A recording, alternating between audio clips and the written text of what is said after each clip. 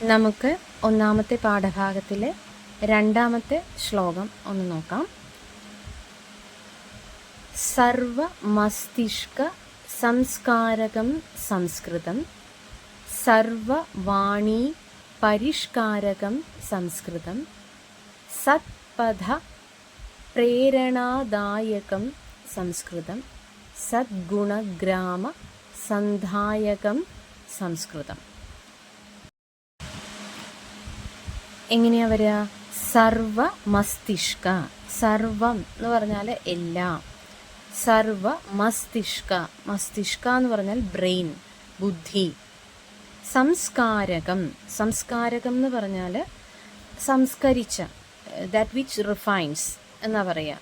അതായത് ഒന്നും കൂടെ നല്ല രീതിയിലാക്കിയ, എന്ത്, നമ്മളുടെ ബുദ്ധിയെ നല്ല രീതിയിലേക്ക് റിഫൈൻ ചെയ്തെടുക്കുന്ന ഒന്നാണ് എന്ത്? സംസ്കൃതം എന്ന് പറയുന്ന ഭാഷ. സർവവാണീ പരിഷ്കാരകം, സർവവാണി, വാണി എന്ന് പറഞ്ഞാൽ സ്പീച്ച്, വാക്ക്. പരിഷ്കാരകം, പരിഷ്കാരകം എന്ന് പറഞ്ഞാൽ റിഫൈൻസ് അല്ലെങ്കിൽ പോളിഷസ്. എന്താ പറയുക, നമ്മുടെ വാക്കുകളൊക്കെ വളരെ അർത്ഥവത്തായതും മനോഹരമായി നമുക്ക് ഉച്ചരിക്കാനൊക്കെ പ്രാപ്തരാക്കുന്ന ഒന്നാണ് നമ്മുടെ സംസ്കൃതം എന്ന് പറയുന്ന ഭാഷ. സത്പഥ, സത്പഥ എന്ന് പറഞ്ഞാൽ നല്ല വഴി, റൈറ്റ് പാത്ത്. പ്രേരണാദായകം, പ്രേരണ എന്ന് പറഞ്ഞാൽ ഇൻസ്പിരേഷൻ. ദായകം, ദായകം മീൻസ് വിച്ച് ഗീവ്സ്. സദ്ഗുണ, സദ്ഗുണം എന്ന് പറഞ്ഞാൽ ഗുഡ് ക്വാളിറ്റീസ്, നല്ല ഗുണങ്ങൾ.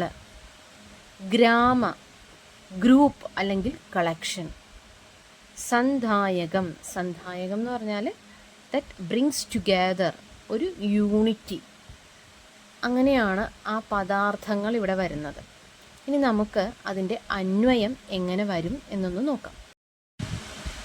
സംസ്കൃതം സർവ മസ്തിഷ്ക സംസ്കാരകം, സർവവാണി പരിഷ്കാരകം, സത്പഥ പ്രേരണാദായകം, സദ്ഗുണ ഗ്രാമ സന്ധായകം അസ്തി. അതായത് സംസ്കൃതം എല്ലാ മനസ്സുകളുടെയും ബുദ്ധിയുടെയും, മനസ്സെന്ന് ഉദ്ദേശിക്കുന്നത് ഇവിടെ ബുദ്ധിയാണ് കേട്ടോ, ബുദ്ധിയെയും ശുദ്ധീകരിക്കുന്നതും എല്ലാ ഭാഷകളെയും മെച്ചപ്പെടുത്തുന്നതും നല്ല വഴിയിലേക്ക് നമുക്ക് പ്രചോദനം നൽകുന്നതും നല്ല ഗുണങ്ങളുടെ സമൂഹത്തെ ഒന്നിച്ചു ചേർക്കുന്ന ഒന്നാണ് എന്ത്? സംസ്കൃതം എന്ന് പറയുന്ന ഭാഷ. Sanskrit refines or enriches the entire brain. Sanskrit refines all speech. Sanskrit gives inspiration towards the right path. Sanskrit unites a collection of good virtues. വിശ്വബന്ധുത്വ വിസ്താരകം സംസ്കൃതം, സർവഭൂതൈകകാരകം സംസ്കൃതം, സർവത ശാന്തി സംസ്ഥാപകം സംസ്കൃതം, പഞ്ചശീല പ്രതിഷ്ഠാപകം സംസ്കൃതം. നമുക്ക് പദം മുറിച്ചൊന്ന് വായിച്ചു നോക്കാം. വിശ്വബന്ധുത്വ വിസ്താരകം സംസ്കൃതം. വിശ്വ, ഇറ്റ് മീൻസ് വേൾഡ്. ബന്ധുത്വ, ബ്രദർഹുഡ്. വിസ്താരകം, വിസ്താരകം മീൻസ് ദാറ്റ് വിച്ച് എക്സ്പാൻഡ്സ്. അതായത് വിശ്വബന്ധുത്വം, യൂണിവേഴ്സൽ ബ്രദർഹുഡ് എന്നുള്ള ഒരു കാര്യത്തെ എക്സ്പാൻഡ് ചെയ്യുന്നു, വിപുലീകരിക്കുന്നു. സർവഭൂത ഏകതാകാരകം, സർവ എന്ന് പറഞ്ഞാൽ ഓൾ, ഭൂത ഓൾ ലിവിങ് ബീയിങ്സ്, ഭൂത എന്ന് പറഞ്ഞാൽ ലിവിങ് ബീയിങ്സ്. ഏകത, ഏകത എന്ന് പറഞ്ഞാൽ ഐക്യം അല്ലെങ്കിൽ യൂണിറ്റി. കാരകം, ക്രിയേറ്റ്സ്. അതായത് സംസ്കൃതം എല്ലാ ജീവജാലങ്ങളുടെയും ഒരു യൂണിറ്റിയെ നിർമ്മിക്കുന്നു. സർവതഃ, from all sides, every sides. ശാന്തി, പീസ്. സംസ്ഥാപകം, that which means that establish. അതായത് എല്ലാ ഭാഗത്തു നിന്നും ശാന്തി, ശാന്തി എന്ന് പറഞ്ഞാൽ സമാധാനം, ശാന്തി, ഉണ്ടാക്കുന്നു. പഞ്ചശീല, which means 5 principles. പഞ്ചശീല. പ്രതിഷ്ഠാപകം മീൻസ് ദാറ്റ് ഓൾസോ ലൈക്ക് സംസ്ഥാപകം എന്നുള്ള അർത്ഥത്തിൽ തന്നെയാണ് ഇവിടെ പ്രതിഷ്ഠാപകം എന്ന് വരുന്നത്.